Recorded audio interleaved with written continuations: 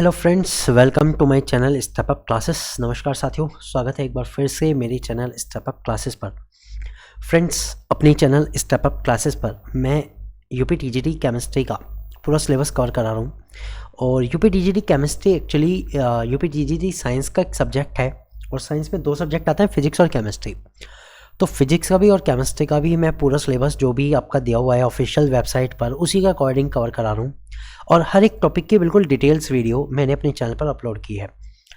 तो उसी सीरीज में ये हमारा चैप्टर है केमिस्ट्री का, haloalkanes and haloarenes, जो कि सिलेबस में एल्किल हैलाइड के नाम से दिया हुआ है, तो कंफ्यूज मत होइएगा। तो फ्रेंड्स, उस सीरीज में ये पार्ट नंबर 5 है हेलो एल्केन्स और हेलो एरीन्स का, और ये वीडियो नंबर भी 5 है। और वीडियो नंबर 5 में आज हम जो टॉपिक करने वाले हैं वो है chemical properties of haloalkanes, यानी हेलो एल्केन्स के केमिकल प्रॉपर्टीज़। अब आप कहेंगे सर हेलो एल्केन्स और हेलो एरीन्स तो एक साथ था, तो फिर ये प्रॉपर्टी कैसी? तो मैं आपको बता दूं, क्योंकि मैंने कहा ना, कोई भी टॉपिक अगर मैंने कराया है तो वो डिटेल्स में कराया है। वीडियो चाहे जितने भी बन जाए, कंटेंट चाहे कितना भी ज़्यादा लेंथी हो जाए, उससे मेरे कोई मतलब नहीं है। मुझे मतलब है कि कंटेंट बिल्कुल स्पेसिफिक और एक एक पॉइंट कवर होना चाहिए, वो भी अच्छे तरीके से, डिटेल में, बिल्कुल बेसिक एक्सप्लेनेशन के साथ। इसीलिए फ्रेंड्स, ये वीडियो सिर्फ और सिर्फ chemical property of haloalkanes का है। Chemical property of haloarenes का वीडियो जल्दी आपको यूट्यूब चैनल पर मिल जाएगा, ठीक है। और अगर आप बहुत दिनों बाद देख रहे हैं तो जाहिर सी बात है, ये यूट्यूब चैनल की प्लेलिस्ट में आप देख लीजिएगा, यूपी टीजीटी पीजीटी केमिस्ट्री की जो प्लेलिस्ट है उसमें आपको ये वीडियो मिल जाएगी। तो फिर ज़्यादा टाइम ना लेते हुए शुरू करते हैं अपना chemical properties of haloalkanes. तो चलिए शुरू करते हैं chemical property of haloalkanes. तो उसको समझने की से पहले सबसे पहले हमें समझना पड़ेगा नेचर ऑफ CH बॉन्ड, यानी केमिकल प्रॉपर्टी को पढ़ने से पहले हमें पढ़ना पड़ेगा नेचर ऑफ CH बॉन्ड की। भाई, कार्बन और हेलोजन के बीच जो बॉन्ड होता है उसमें क्या कुछ खास बात है वो समझना जरूरी है। CH bond is highly polarised due to large difference in their electronegativity.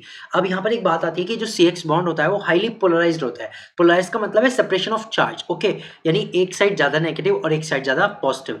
तो ये जो CH बॉन्ड होता है ये भी बहुत ज्यादा पोलराइज्ड होता है। अब क्यों होता है? क्योंकि कार्बन की और हेलोजन की इलेक्ट्रोनेगेटिविटी में बहुत ज्यादा डिफरेंस होता है, ठीक है। The halogen atom is far more electronegative. अब जो हेलोजन एटम होता है वो बहुत ज्यादा इलेक्ट्रोनेगेटिव होता है देन द कार्बन, कार्बन से, and tends to pull the electron away from the carbon. और इसलिए क्या करता है, कार्बन के जो इलेक्ट्रॉन है उन्हें कार्बन से दूर खींच लेता है। तो इसको समझिए इस तरह से, मान लो एक एक इलेक्ट्रॉन की शेयरिंग से दोनों बंधे हुए हैं। एक तरफ Cl मान लो, एक हेलोजन है और कार्बन एक साइड है। तो Cl क्या करता है, इस वाले इलेक्ट्रॉन को भी थोड़ा अपनी ओर खींचना शुरू कर देता है। इसे ही हम कहते हैं पोलराइजेशन। अब उसमें होगा क्या, हेलोजन एक्वायर्स ए स्मॉल नेगेटिव चार्ज, जिसके कारण हेलोजन पे तो थोड़ा सा नेगेटिव चार्ज आ जाएगा, and carbon contain a small positive charge, और कार्बन पे क्या आ जाएगा, थोड़ा सा पॉजिटिव चार्ज आ जाएगा। और इलेक्ट्रॉन डेंसिटी की अगर हम क्लाउड की बात करें तो वो कुछ इस तरह का बनेगा, यानी इधर जो है इलेक्ट्रॉन क्लाउड वो ज्यादा हो जाएगा, क्योंकि उधर क्या है, उधर इलेक्ट्रॉन ज्यादा हो जाएंगे, उधर इलेक्ट्रोनेगेटिविटी ज्यादा होने के कारण। इसी कंडीशन को हम कहते हैं पोलराइज्ड कंडीशन। अब इसके कारण होता क्या है, देखिए, reactivity of halo alkane depends upon the cleavage of CH bond. अब CH बॉन्ड के टूटने पर ही जो हेलो एल्केन्स की रिएक्टिविटी है वो डिपेंड करती है कि कितने आराम से टूट सकता है। Larger the bond dissociation energy, smaller will be the reactivity. यहाँ पर ये कह रहा है बॉन्ड डिसोसिएशन एनर्जी, यानी बॉन्ड को तोड़ने में जितनी एनर्जी लगानी पड़े, अगर वो ज्यादा है, smaller will be the reactivity, तो रिएक्टिविटी उतनी कम होगी। यहां से ध्यान दीजिएगा कि BDE जितनी ज्यादा होगी रिएक्टिविटी उतनी कम होगी। इसको शॉर्ट में अपने पास लिख लीजिए कि अगर बॉन्ड डिसोसिएशन एनर्जी बहुत ज्यादा है तो रिएक्टिविटी उतनी कम हो जाती है। The BDE decrease with increase in size of halogen atom. अब ये कहना है जो बॉन्ड डिसोसिएशन एनर्जी है वो घटती है with increase in size of halogen atom. जैसे जैसे हेलोजन के साइज बढ़ता है तो BDE जो बॉन्ड डिसोसिएशन एनर्जी है वो घट जाती है। यानी कुल मिला के जो बड़ा एटम आएगा, हेलोजन में बड़ा एटम होगा, उसकी बॉन्ड डिसोसिएशन एनर्जी बहुत कम हो जाएगी। जो C3F है, मैथिल फ्लोराइड है, उसकी जो बॉन्ड डिसोसिएशन एनर्जी है वो बहुत ज़्यादा है, CH3Cl की उससे कम, CH3Br की उससे कम, और CH3I की सबसे कम। यानी इससे CH3I की जो बॉन्ड डिसोसिएशन एनर्जी है वो बहुत ही कम है, और CH3 की जो बॉन्ड डिसोसिएशन एनर्जी है वो बहुत ज़्यादा है। तो अब बताइए कौन ज़्यादा रिएक्टिव होगा? यहाँ से मैं पता लगा था बॉन्ड डिसोसिएशन एनर्जी अगर ज़्यादा है तो रिएक्टिविटी कम होती है, लेकिन अगर बॉन्ड डिसोसिएशन एनर्जी कम हो जाएगी तो रिएक्टिविटी क्या हो जाएगी, रिएक्टिविटी ज़्यादा हो जाएगी ऑब्वियसली, क्योंकि दोनों एक दूसरे के रेसिप्रोकल है। तो देखिए, the order of the reactivity of haloalkanes with the same alkyl group would be CH3I will be most reactive, and CH3Br उससे कम होगा, CH3Cl उससे भी कम होगा, और CH3F सबसे कम रिएक्टिव होगा। तो यानी CH3I जो होगा सबसे ज्यादा रिएक्टिव होगा, मोस्ट रिएक्टिव सब्सटेंस होगा I वाला। इतनी बात क्लियर है। चलिए, और फिर जो CH3F होगा वो सबसे कम रिएक्टिव होगा, यानी लेस रिएक्टिव होगा, क्योंकि इसकी बॉन्ड डिस्ट्रीब्यूशन एनर्जी बहुत ज़्यादा होती है। ठीक, तो ये आई थिंक आपको क्लियर हो गया होगा, यानी जितने भी आयोडीन वाले हैं वो ज़्यादा रिएक्टिव हैं और जो F वाले हैं वो बहुत कम रिएक्टिव हैं। ठीक, ये था CX बॉन्ड के अकॉर्डिंग।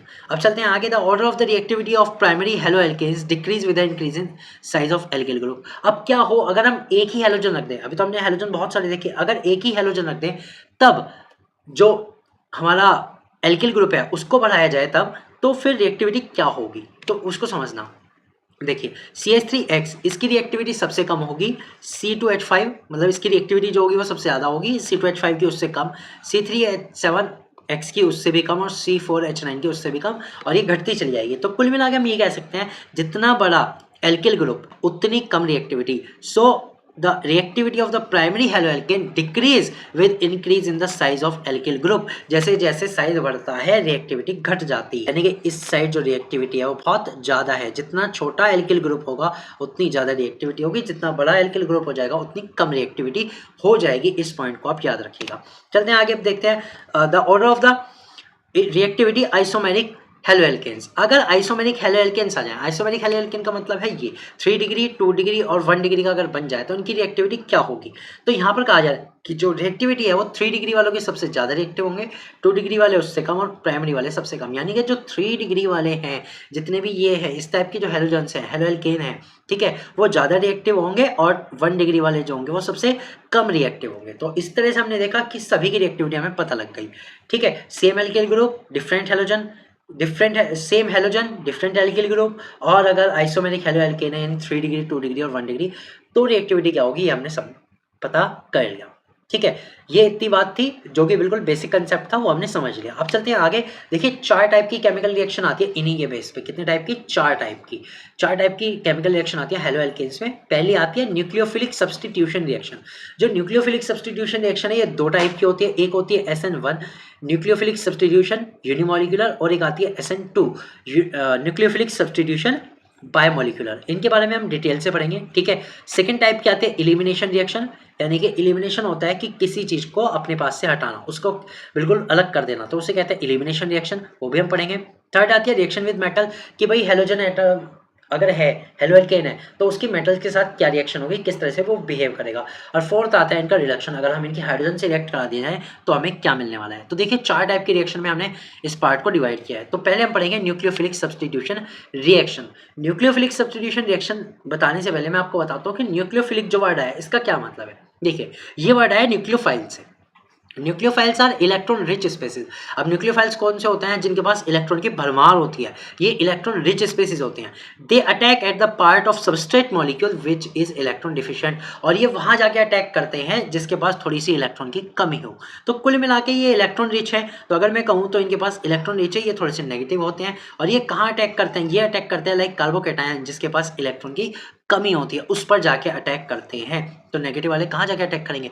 पॉजिटिव पर, जिसके पास इलेक्ट्रॉन की कमी है, ये उसको ढूंढते हैं, उस पर जाके अटैक करते हैं, उससे जाके रिएक्ट करते हैं। ठीक है, When an atom or group of atom is replaced by a nucleophile, the reaction is called nucleophilic substitution reaction। अब ये कह रहे हैं कोई भी अगर एटम या उसका ग्रुप, एटम का ग्रुप किसी भी एक न्यूक्लियोफाइल के द्वारा हटा दिया जाए, रिप्लेस कर दिया जाए, तो उसे हम कहते हैं न्यूक्लियोफिलिक सब्स्टिट्यूशन रिएक्शन। क्या कहते हैं? Nucleophilic substitution reaction. देखिए, एक सिंपल सा इक्वेशन यहाँ पे लिख के दिखाया गया है। ये एक न्यूक्लियोफाइल है, ठीक है, जो अटैक करने के लिए आ रहा है एक सबस्टेंस पे जो है हमारा हेलो एल्केन। ठीक है, ये हमारा हेलो एल्केन है, इस पर अटैक करने के लिए आ रहा है। अब इसको चाहिए पॉजिटिव सेंटर। ठीक है, तो न्यूक्लियोफाइल ने क्या करा कि कार्बन के पास जाके अटैक हुआ और कार्बन से अटैच हो गया, और इसको सी जो एक्स है, जो हमारा हेलोजन है, उसको अलग कर दिया। ठीक है, तो ये खुद तो कार्बन से अटैच हो गया, ठीक, और जो हमारा हेलोजन है उसे अलग कर दिया। तो इस तरह से ये क्या हुआ है, यहाँ पे सब्सटीट्यूट हो गया हेलोजन की जगह न्यूक्लियोफाइल। ठीक है, इसलिए इसे कहते हैं न्यूक्लियोफिलिक सब्स्टिट्यूशन रिएक्शन। तो इन सभी रिएक्शन में वही होगा कि एक न्यूक्लियोफाइल आके अटैक करेगा, हेलोजन को हटाएगा और उसकी जगह आके जुड़ जाएगा, यानी उसको सब्स्टिट्यूट कर देगा। सिंपल। ठीक है, अब जो न्यूक्लियोफिलिक रिएक्शन होती है ये 2 टाइप की होती हैं। There are 2 type of nucleophilic substitution reaction for haloalkanes. 2 type की होती हैं। 2 टाइप कौन कौन से हैं? पहला समझते हैं। पहला है न्यूक्लियोफिलिक सब्स्टिट्यूशन यूनिमोलिकुलर, जिन्हें हम शॉर्ट में कहते हैं SN1 रिएक्शन, और दूसरी आती है nucleophilic substitution biomolecular SN2 reaction. ठीक है। तो दो टाइप के हैं, न्यूक्लियोफिलिक सब्स्टिट्यूशन यूनिमोलिकुलर और न्यूक्लियोफिलिक सब्स्टिट्यूशन बायोमोलिकुलर। अब दोनों में क्या डिफरेंस है, दोनों रिएक्ट किस तरह करती हैं, क्या क्या उनमें खास बात होती है, ये अब हम डिटेल में पढ़ते हैं। ठीक है, तो चलिए आगे शुरू करते हैं। यूनिमोलिकुलर न्यूक्लियोफिलिक सब्स्टिट्यूशन यानी कि SN1 रिएक्शन के बारे में खास बात क्या है। दो substitution reaction in which the rate of reaction depend upon the concentration of one reactant only.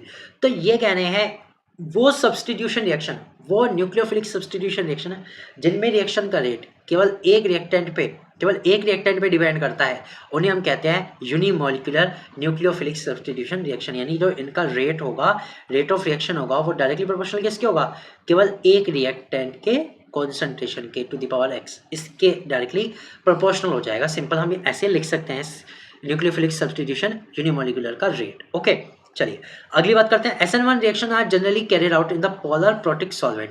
ये कहना है ये जो रिएक्शन होती है पोलर प्रोटिक सॉल्वेंट में होती है। प्रोटिक मतलब जिनमें प्रोटॉन होता है। ओके, जैसे कि वाटर, अल्कोहल और एसिटिक एसिड, इनमें ये रिएक्शन इजीली हो जाती है, जनरली उन्हीं में होती है। इसका एग्जांपल है hydrolysis of tertiary butyl chloride follow SN1 reaction. यानी कि जो टर्शियरी वाले क्लोराइड हैं वो भी SN1 रिएक्शन को फॉलो करते हैं। And this reaction take place in the 2 step. लेकिन ये जो रिएक्शन होती है वो 2 स्टेप में होती है। ध्यान दीजिएगा, यूनिमोलिकुलर कह रहे हैं लेकिन 2 स्टेप में होती है। ठीक है, यूनिमोलिकुलर इसलिए कहना है क्योंकि जो इस रिएक्शन का रेट होता है वो केवल एक ही रिएक्टेंट पे डिपेंड करता है। यूनिमोलिकुलर तो इसलिए कहा है, अदरवाइज होती कितने स्टेप में, 2 स्टेप में। दोनों को एक एक करके देखते हैं विद एन एग्जांपल। ठीक है, शुरू करते हैं। Step number 1, the polarised CX bond undergoes slow cleavage to produce a carbocation. देखिए पहले स्टेप में क्या हो रहा है, पहले स्टेप में ये कह रहे हैं जो ये वाला कार्बन और हेलोजन के बीच का बॉन्ड है, क्योंकि यही सब रिएक्शन होनी है, इन्हीं को हमें देखना है कैसे टूटता है कैसे नहीं टूटता। तो ये कह रहे हैं पहले तो ये पोलराइज्ड हो जाता है। जब क्या होता है, हेलोजन इसके इलेक्ट्रॉन खींच लेता है तो ये पोलराइज्ड हो जाता है। अब पोलराइज्ड होने के बाद ये तो हो जाता है क्लीवेज, यानी टूट जाता है। अब टूट के 2 पार्ट बनाता है, एक तो बनाता है ये कार्बोकैटायन और दूसरा बनाएगा ये यानी कि हैलाइड का आयन। ठीक है, हैलाइड आयन। ओके, ये बनाएगा एक पॉजिटिव और एक नेगेटिव। ये इसका पहला स्टेप है and this step is slow step and the rate determining step. यही रिएक्शन का रेट डिपेंड करता है, ये रेट डिटरमाइनिंग स्टेप होता है। ठीक है, इसको नोट कर लीजिएगा जरूर, ये रेट डिटरमाइनिंग स्टेप है। ओके, ठीक है। अब इसका क्या होगा कार्बोकैटायन का, देखिए कार्बोकैटायन से ही आगे रिएक्शन चलेगी। कार्बोकैटायन में होता क्या है, ठीक है, then the carbocation is then attacked by a nucleophile. अब इस कार्बोकैटायन पे कोई भी एक न्यूक्लियोफाइल आके अटैक करेगा टू कंप्लीट सब्स्टिट्यूशन रिएक्शन, जिससे सब्स्टिट्यूशन रिएक्शन जो है वो कंप्लीट हो जाएगी। देखिए अब ये जो कार्बोकैटायन था पहले से ही, ठीक है, जो ऊपर वाली रिएक्शन में बना था स्टेप 1 में, उस पर एक न्यूक्लियोफाइल आके अटैक करना चाह रहा है। ठीक है, ये एक न्यूक्लियोफाइल आ गया, कोई भी न्यूक्लियोफाइल आ सकता है। न्यूक्लियोफाइल की जो लिस्ट देखनी है वो क्लास 11 की आप वीडियो देख सकते हैं, उसमें आपको मिल जाएगा। अब जो न्यूक्लियोफाइल जब ये अटैक करेगा तो यहाँ पे ये न्यूक्लियोफाइल के साथ अटैच हो जाएगा और ये फाइनल हमारा प्रोडक्ट बन जाएगा। तो ये रिएक्शन होती है 2 स्टेप में। पहली रिएक्शन जिसमें कार्बोकैटायन बनता है और हैलाइड आयन अलग होता है, और दूसरा स्टेप जिसमें कार्बोकैटायन पर न्यूक्लियोफाइल अटैच हो जाता है। 2 स्टेप है। ठीक है, तो ये थी unimolecular nucleophilic substitution SN1 reactions. Okay, ये स्टेप मैंने समझा दिए हैं आपको, आई होप क्लियर हो गए होंगे। अब चलता हूं आगे, बायोमोलिकुलर न्यूक्लियोफिलिक सब्स्टिट्यूशन यानी SN2 रिएक्शन। अब पढ़ते हैं इनके बारे में। दो substitution reaction in which the rate of reaction depend on the concentration of 2 species, alkyl halide and the nucleophile. अब देखिए यहाँ पे ये कहना है वो सब्स्टिट्यूशन रिएक्शन, वो न्यूक्लियोफिलिक सब्स्टिट्यूशन रिएक्शन जिनमें रिएक्शन का जो रेट है वो 2 स्पीसीज पे डिपेंड करता है। कौन कौन सी स्पीसीज पे, उन्होंने कहा एक तो डिपेंड करता है एल्किल हैलाइड पे जो हमारा मेन है वो, और दूसरा उस पर भी डिपेंड करता है जो न्यूक्लियोफाइल अटैक करने के लिए आ रहा है। यानी इसमें जो रिएक्शन का रेट होगा वो डायरेक्टली प्रोपोर्शनल होगा, एक तो हेलो एल्केन यानी कि एल्किल हैलाइड के concentration to the power x और न्यूक्लियोफाइल जो आएगा हमारा उसकी पावर y मान लो, इसके डायरेक्टली प्रोपोर्शनल होगा। इस तरह से हम लिख सकते हैं। ठीक है, तो ये इसलिए बायोमोलिकुलर होती है क्योंकि 2 स्पीसीज पे डिपेंड करता है इनका reaction rate. Okay, it involve 1 step mechanism. अब ये रिएक्शन जो होती है वो 1 स्टेप मैकेनिज्म में हो जाती है। देखिए पिछली जो रिएक्शन आई थी उनमें 2 स्टेप थे, एक में कार्बोकैटायन बना था और उसके बाद न्यूक्लियोफाइल का अटैचमेंट हुआ था, लेकिन ये कहना है इसमें 1 स्टेप मैकेनिज्म होता है। Backside attack of the nucleophile and departing of leaving group takes place simultaneously. ये कह रहे हैं इसमें अटैक जो है न्यूक्लियोफाइल का वो और लिविंग ग्रुप का वहां से निकलना दोनों के दोनों एक साथ होते रहते हैं, यानी अलग अलग स्टेप नहीं होते, दोनों एक साथ होते हैं। Non polar solvent favour SN2 mechanism. अभी कह रहे हैं जितने भी नॉन पोलर सॉल्वेंट होते हैं अगर उसमें कोई रिएक्शन कराई जाए तो वो SN2 मैकेनिज्म से ही होगी, वो SN2 ही फॉलो करेगी, यानी वन स्टेप मैकेनिज्म उसमें होगा। ठीक है, चलिए इसको देखते हैं एक बार। यहाँ देखिए इस रिएक्शन को मैंने डायग्राम बनाया है। तो OH ये क्या है, ये एक न्यूक्लियोफाइल है। ठीक है, किस पे आ रहा है, अटैक करने के लिए आ रहा है, ये इस पे, ये हमारा प्राइमरी हेलो एल्केन है, इस पे अटैक करने के लिए आ रहा है। अब ये क्या करता है, ये हाथ के हाथ इस कार्बन पे अटैक कर लेता है। कार्बन पे अटैक करने के बाद Cl जो है अभी हटा नहीं है, ठीक है, धीरे धीरे हट रहा है, यानी कि ये आके जुड़ने चाह रहा है और Cl अपना हटता जा रहा है, इलेक्ट्रॉन लेके निकल रहा है। ठीक है, तो ये जो रिएक्शन चल रही है इसमें अलग अलग स्टेप नहीं हुआ, एक ही स्टेप में OH जुड़ रहा है और Cl निकल रहा है धीरे धीरे। तो इसलिए इस स्टेट को हम कहते हैं ट्रांजिशन स्टेट। ठीक है, इस स्टेट को क्या कहते हैं, ट्रांजिशन स्टेट। अब क्या होता है, अब पूरी तरह से न्यूक्लियोफाइल अटैच हो जाता है और हमारा जो लिविंग ग्रुप है यानी कि जो हेलोजन है वो लिविंग ग्रुप कहलाता है और अलग हो जाता है। ठीक है, और यहाँ क्या बनेगा, फिर प्राइमरी एल्कोहल बन जाता है। ये एक रिएक्शन था प्राइमरी हेलो एल्केन पर, किसकी रिएक्शन, हाइड्रोक्सिल आयन की रिएक्शन। ठीक है, तो ये हमारा आंसर हो जाता है।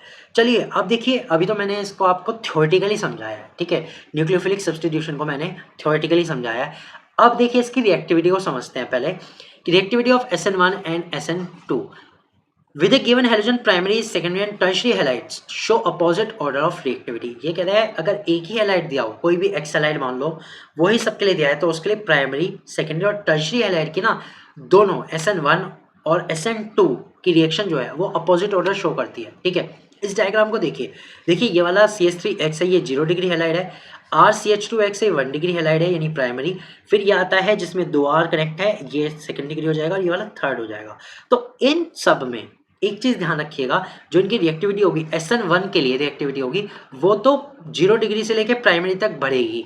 ठीक है, सॉरी 0 डिग्री से प्राइमरी तक बढ़ेगी और टर्शियरी तक जाएगी बढ़ते हुए, यानी कि 0 से लेकर टर्शियरी तक बढ़ती है। ठीक है, लेकिन अगर SN2 की रिएक्टिविटी देखी जाए तो वो क्या होता है, वो 3 डिग्री से कम तो होगी और 0 डिग्री तक बढ़ेगी, यानी उसका अपोजिट ऑर्डर फॉलो करती है। यानी 3 डिग्री वाले कम शो करेंगे SN2 और प्राइमरी वाले ज़्यादा SN2 शो करेंगे, लेकिन SN1 3 डिग्री वाले ज़्यादा शो करेंगे और 0 डिग्री वाले कम शो करेंगे। ओके, तो ये बात आप नोट कर लीजिएगा, इसका डायग्राम का आप स्क्रीनशॉट जरूर लेना या अपने पास नोट करके रखना।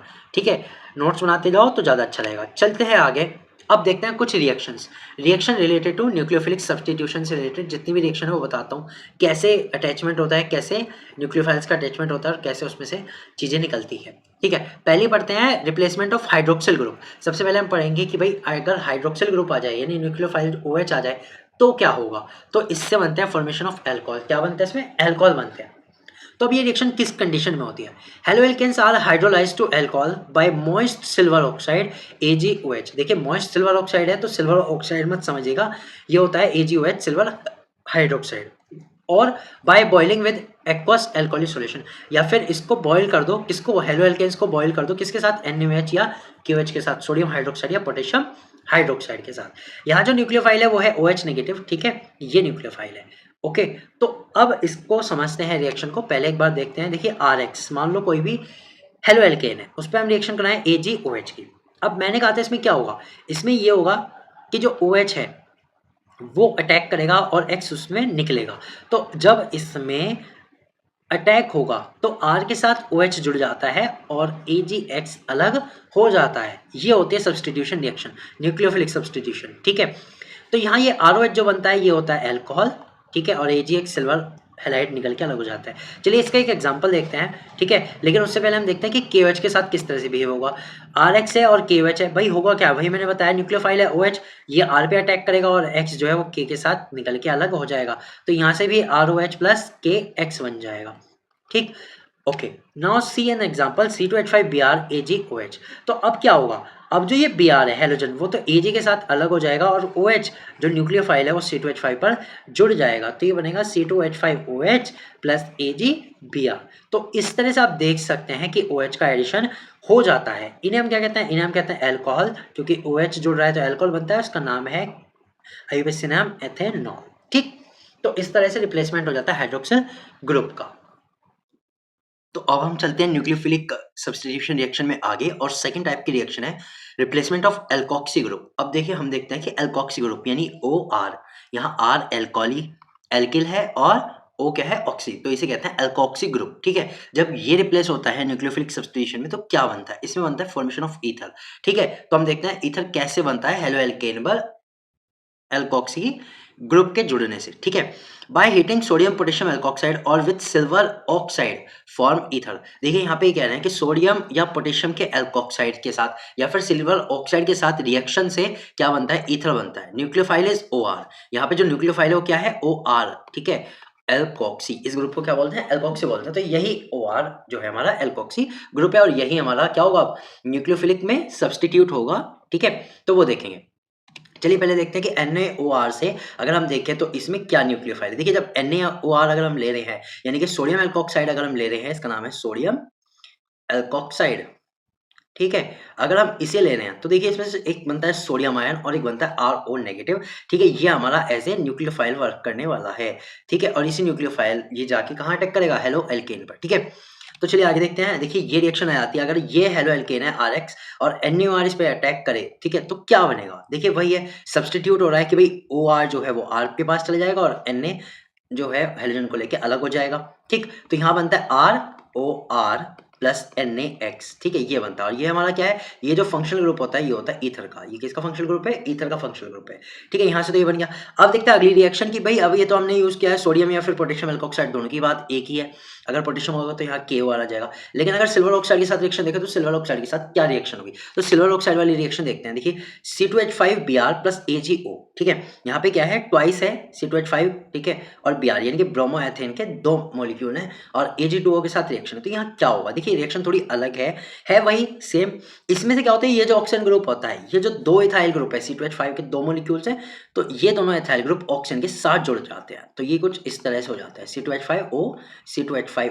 ठीक है, यानी ऑक्सीजन जो है सिल्वर ऑक्साइड के साथ जो ऑक्सीजन है वो इन दोनों ग्रुप को जोड़ लेता है। प्लस क्या बनेगा, प्लस बनेगा ट्वाइस AgBr, ये बनेगा सिल्वर ब्रोमाइड।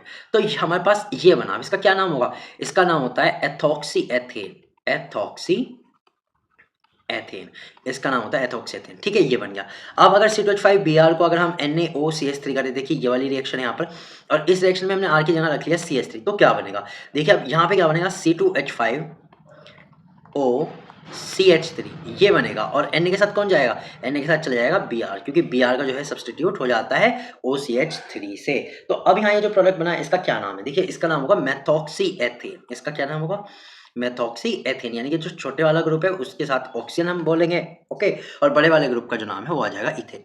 ठीक, तो ये बनता है। अब देखते हैं एक और रिएक्शन देखते हैं। अगर मान लो C2H5Cl है प्लस NaOC2H5Cl हो, तो अब क्या बनेगा, देखिए अब क्या होगा, ये वाला जो OC2H5 है यहाँ से डिस्प्लेस हो जाएगा और Cl के साथ इसका सब्स्टिट्यूट हो जाएगा। ठीक है, तो ये बनेगा C2H5O C2H5, और वही सेम रिएक्शन है, Na के साथ कौन चले जाएगा, Na के साथ चले जाएगा हेलोजन यानी कि Cl, तो ये बन जाएगा NaCl। अब यहाँ से ये बना, इसका नाम होगा एथॉक्सी एथेन, ये बनता है एथॉक्सी एथेन। ठीक, तो इस तरह से एल्कोक्सी ग्रुप का जो है रिप्लेसमेंट होता है और ये बनता है ईथर। ठीक है, ईथर का जो आईयूपीएसी नेम होता है उसमें लगता है ऑक्सी। ठीक है, एथॉक्सी एथेन, मेथॉक्सी एथेन, इस टाइप के कंपाउंड इसमें बनते हैं। ठीक, चलते हैं अगली रिएक्शन पे। थर्ड है सब्स्टिट्यूशन रिएक्शन, न्यूक्लियोफिलिक सब्स्टिट्यूशन में हम देखते हैं replacement of hydrosulphide group. Hydrosulphide group यानी SH, सल्फर और हाइड्रोजन का जो ग्रुप होता है उसे कहते हैं हाइड्रोसल्फाइड ग्रुप। अगर ये रिप्लेसमेंट हो जाए तो क्या बनेगा, फॉर्मेशन ऑफ थायो अल्कोहल। ये जब बनता है तो इसे कहते हैं थायो अल्कोहल या फिर कहते हैं मरकैप्टेंस। ठीक है, मरकैप्टेंस बनता है। अब ये होता कैसे है, इसके लिए क्या रिएक्शन कराई जाए, तो कहता है सिंपल सी रिएक्शन है, बाय हीटिंग एक्वस और alcoholic sodium potassium hydrogen sulphide. अगर आप सोडियम या पोटेशियम हाइड्रोजन सल्फाइड के साथ इसको गर्म करें, हेलो एल्केन को गर्म करें, ठीक है, या तो उसका एक्वस सॉल्यूशन या फिर अल्कोहलिक सॉल्यूशन को, तो बनता है। ठीक है, यहाँ पे न्यूक्लियोफाइल क्या है, न्यूक्लियोफाइल हमारा SH है, तो यानी कि इसका रिप्लेसमेंट होना। देखिए अब मैंने जो ये न्यूक्लियोफाइल लिख रखा है इससे क्या फायदा होता है, इससे फायदा ये होता है आपको पता लगेगा कि हमें SH को ही रिएक्शन में जोड़ देना है। ठीक है, चलिए रिएक्शन देखते हैं। देखिए RX ये क्या है हमारा, ये हमारा कोई भी हेलो एल्केन है, कोई भी हो सकता है, R की जगह हमारा कोई भी एल्किल ग्रुप हो सकता है, ये हेलो एल्केन है, और NaSH हो गया हमारा सोडियम हाइड्रोजन सल्फाइड। ठीक है, सोडियम हाइड्रोजन सल्फाइड। अब यहाँ पे हम करा रहे हैं सब्स्टिट्यूट करा रहे हैं किसको, न्यूक्लियोफाइल को। न्यूक्लियोफाइल क्या है, SH, ये हमें पता लग गया, यहाँ से मैंने अलग से दे रखा है। तो SH क्या करेगा, SH हेलोजन को सब्स्टिट्यूट करेगा, यानी इसकी जगह तो जाएगा ये, और ये जो है सोडियम के साथ अलग हो जाएगा, तो ये बनेगा RSH प्लस NaX, ये बन जाएगा, यानी कि आपस में सब्स्टिट्यूट हो जाएंगे। ठीक है, तो ये बन गया RSH। इसको क्या बोलते हैं, इसको बोलते हैं थायो अल्कोहल। थायो एल्कोहल, ठीक है, इसको बोलते हैं थायो एल्कोहल। ठीक, ये तो हो गया सिंपल सा है किसका लिखने का तरीका, वर्ड रिएक्शन। ठीक है, अब देखते हैं कोई एग्जांपल के तौर पे देखते हैं। एग्जांपल के तौर पे हम लेते हैं C2H5Br, यानी कि अगर ब्रोमो एथेन हो, ठीक है, ब्रोमो इथेन हो और इसकी सोडियम हाइड्रोजन सल्फाइड से रिएक्शन करा दी जाए तो क्या बनेगा। देखिए यहाँ पे जनरली सोडियम और पोटेशियम होता है, एक ही होता है, पोटेशियम में किया जाता है, सोडियम में नहीं आता है। ठीक है, सेम रिएक्शन है, तो वही करना है कि भाई हमारा जो न्यूक्लियोफाइल है उसकी पहचान करो, SH है, SH क्या होगा, Br को रिप्लेस कर देगा, यानी Br की जगह जाएगा SH और जो SH है उसकी जगह जाएगा Br, तो ये बन जाएगा C2H5SH। ठीक है, मैं अलग से जोड़ के दिखा रहा हूँ, चाहे तो आप इसे साथ में लिख सकते हैं, और ये हो जाएगा NaBr, सोडियम ब्रोमाइड। ठीक है, अब ये क्या बना, ठीक है, इसका क्या नाम है, इसका नाम है ethane, ethanethiol, ethanethiol, ethanethiol, ये इसका नाम है, एथेन थायोल। ठीक है, तो ये बन गया। ओके, तो इस तरह से ये रिएक्शन होते हैं, इसमें SH जो है वो क्या है, न्यूक्लियोफाइल है। चलते हैं अगली रिएक्शन पे, फोर्थ है हमारा रिप्लेसमेंट ऑफ साइनो ग्रुप। ठीक है, साइनो ग्रुप यानी कि CN ग्रुप का जो है रिप्लेसमेंट कराना है, और इसमें क्या बनता है, फॉर्मेशन ऑफ एल्किल साइनाइड और नाइट्राइल। ठीक है, देखिए मैं आपको बताता हूँ, साइनो ग्रुप का रिप्लेसमेंट की दो रिएक्शन आएंगी। ठीक है, ये जो साइनो ग्रुप है एक तरह से ये एम्बीडेंडेंट होता है, एम्बीडेंडेंट कह दो या फिर ये कह दो आप, इसे ड्यूल नेचर से जुड़ता है। ठीक है, अब ये जो CN है, ठीक है, ये दो तरीके से जुड़ सकता है, एक तो जब ये कार्बन के साथ से कंबाइन हो, एक है तब जुड़ सकता है जब ये नाइट्रोजन से कंबाइन हो। तो इसके दो रिएक्शन ही आती हैं, पहले हम देख रहे हैं जब ये CN साइड से जुड़ता है तब हमें क्या यूज करना है, फिर हम देखेंगे अगर हमें इसे N साइड से जुड़ना है तो क्या यूज करना है। देखिए अब हम पहले जोड़ देख रहे हैं CN साइड से, CN साइड से जब जुड़ता है तो क्या बनता है, वो बनता है एल्किल साइनाइड या फिर नाइट्राइल, इन्हें हम क्या कहते हैं, नाइट्राइल कहते हैं। किसका यूज करें, in the presence of alcoholic KCN, तो ये किसके प्रेजेंस में जुड़ेगा, एल्कोहलिक KCN, यानी ये KCN में से हमें मिलेगा। ठीक है, पोटेशियम साइनाइड के साथ हमें मिल जाएगा। यहाँ पे न्यूक्लियोफाइल क्या है, CN है भाई, KCN में से CN जो है हमारा वो न्यूक्लियोफाइल है। ठीक है, चलिए रिएक्शन देखते हैं, RH प्लस KCN। देखिए सिंपलेस्ट रिएक्शन में हर एक रिएक्शन की लिख रखी है, ताकि आप इसको देख के ही समझ जाएं कि क्या बनेगा। ठीक है, तो क्या होगा, वही न्यूक्लियोफिलिक सब्स्टिट्यूशन, यानी न्यूक्लियोफाइल है CN, तो CN जो है किसको सब्स्टिट्यूट करने वाला है, X को सब्स्टिट्यूट करने वाला है, यहाँ से भगा देगा और R के साथ खुद से जुड़ जाएगा, तो ये बनेगा RCN प्लस KX। ठीक है, अब एक बात है, जैसे पिछली रिएक्शन में आ रहा था सोडियम एंड पोटेशियम एल्कोक्साइड या sodium and potassium hydrogen sulphide, यहाँ पे फिक्स है, यहाँ एल्कोहलिक KCN का यूज करोगे तो ही एल्किल साइनाइड बनेगा, सोडियम वाला तो यूज कर ही नहीं सकता, अगर यहाँ पोटेशियम वाला यूज करोगे तो ही एल्किल साइनाइड बनता है। ठीक है, अब देखते हैं कोई रिएक्शन, इसका एग्जांपल देखते हैं, ये है CH3I। अब देखिए ये अलग आया है, ये है हमारा आयोडोमीथेन, आयोडोमीथेन है। अब आयोडोमीथेन पे हमने पोटेशियम साइनाइड की रिएक्शन कराई, तो क्या होगा, देखिए यहाँ हाइड्रोजन क्या है, यहाँ हाइड्रोजन है I, तो I रिप्लेस हो जाएगा, I सब्स्टिट्यूट हो जाएगा किससे, CN से, तो ये बनेगा CH3CN प्लस KI। ठीक है, भाई हाइड्रोजन I है, आयोडाइड है, तो पोटेशियम के साथ वही जाएगा और बनाएगा KI। ठीक है, अब इसका क्या नाम है, इसका नाम है मेथल साइनाइड, इसका नाम क्या है, मेथल साइनाइड। ओके, तो आप इसे याद रखिएगा और बनता है पोटेशियम आयोडाइड। ठीक है, इसकी हमें जरूरत नहीं है, हमारा मेन प्रोडक्ट है CH3CN। तो कुल मिलाकर आप सारी रिएक्शन में देखो केवल वही हो रहा है, एक ही चीज है सब में कि जो न्यूक्लियोफाइल है उसका सब्स्टिट्यूट हो रहा है। बहुत सिंपल सी रिएक्शन ये चल रही है। ठीक है, चलते हैं अगली पांचवी रिएक्शन पे, आप देखते हैं आइसोसाइनाइड का replacement, replacement of isocyanide group NC। अब देखिए अभी मैंने बताया था जो CN ग्रुप होता है वो दो साइड से जुड़ता है, एक तो कार्बन साइड से या फिर जुड़ता है नाइट्रोजन साइड से, दोनों के लिए अलग अलग है। अगर हम CN साइड से जोड़ना चाहें तो लिखता है KCN, अगर हम N और C यानी कि आइसोसाइनाइड की तरफ से जोड़ना चाह रहे हैं, इसको आइसोसाइनाइड कहते हैं, तो इसके लिए यूज करेंगे AgCN, सिल्वर साइनाइड। ठीक है, अब यहाँ क्या होगा, यहाँ बनेंगे फॉर्मेशन ऑफ आइसोसाइनाइड, क्या बनता है, आइसोसाइनाइड बनता है। ठीक है, in the presence of alcoholic AgCN, alcoholic silver cyanide की अगर प्रेजेंस हो तब बनता है। यहाँ जो न्यूक्लियोफाइल हो जाएगा वो जाएगा N ट्रिपल बॉन्ड C। ठीक है, यानी कि नाइट्रोजन साइड से ये हमारा न्यूक्लियोफाइल जाके एल्किल ग्रुप के साथ जुड़ेगा। ठीक है, ये याद रखिएगा, जब सिल्वर के साथ यूज करते हैं साइनाइड तो सिल्वर साइनाइड से क्या होता है, N की साइड से जाके जुड़ेगा, अगर KCN के साथ यूज करते हैं तो हमारा C वाली साइड यानी कार्बन वाली साइड से जाके जुड़ेगा। ये दोनों में याद रखिएगा, इंपॉर्टेंट है। चलते हैं इसकी रिएक्शन देखते हैं कि RX है जो हमारा हेलो एल्केन है, अगर AgCN के साथ रिएक्शन करे अल्कोहलिक में तो इसमें मिस्टेक मत कीजिएगा, अगर Ag आ रहा है, सिल्वर आ रहा है यहाँ पे, तो सिल्वर में जो CN है वो CN से जोड़ के मत दिखाना, यानी RCN अगर आप लिखते हो तो ये आपका गलत हो जाएगा, RCN नहीं बनेगा, RN ट्रिपल बॉन्ड C, आपको ये लिख के आना है, ये आइसोसाइनाइड बनता है, एल्किल आइसोसाइनाइड बनता है। अगर आपने इसे आरसीएन लिख दिया तो यहाँ गलत हो जाएगा अगर AgCN वाला है। ठीक है, तो ये बनता है और प्लस Ag के साथ चला जाएगा हमारा जो भी हेलोजन है वो। ठीक है, तो आप ये मत लिख के आएगा, ये करेक्ट है RN triple bond C, alkyl isocyanide बनता है सिल्वर के साथ साइनाइड होने पे। ठीक है, चलिए अब इसकी कोई हम रिएक्शन देख लेते हैं। भाई आर की जगह अगर हम कोई एल्किल ग्रुप रखें तो क्या होगा। C2H5Br है, ये ब्रोमोएथेन है, और AgCN के साथ अगर हम रिएक्शन कराएं तो क्या होगा। देखिए फिर से वही कह रहा हूँ, Ag के साथ अगर CN है, AgCN है, तो कहाँ से जुड़ेगा, नाइट्रोजन वाली साइड से जुड़ेगा, तो ये बनेगा C2H5N triple bond C isocyanide बनेगा, और Ag के साथ चला जाएगा जो भी हमारा हेलोजन है वो Br। ठीक, अब इसका क्या नाम है, इसका नाम है एथिल आइसोसाइनाइड।